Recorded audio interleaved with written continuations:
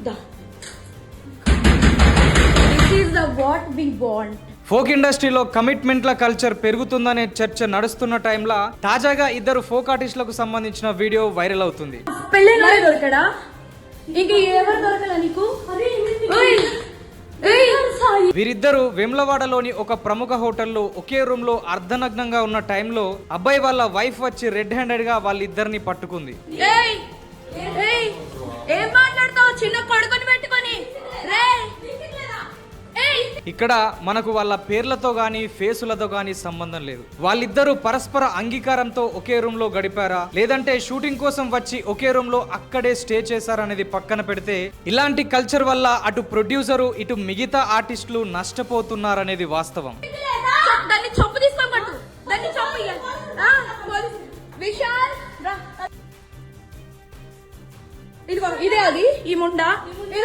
ఒక్క రోజులో అయిపోయే షూటింగ్ ను 2-3 రోజులకు పొడిగించి ఇలా ఎంజాయ్ చేస్తూ ప్రొడ్యూసర్ జేబుకు చిల్లు పెడుతున్నారనే విమర్శలున్నాయి. ఇలా హీరోలతోనో మిగతా టెక్నీషియన్లతోనో రూమ్ లో స్పెండ్ చేస్తేనే మెయిన్ లీడ్ లో డాన్స్ చేసే అవకాశం ఇస్తున్నారని కొంతమంది ఆర్టిస్టులు ఆందోళనకు గురవుతున్నారు.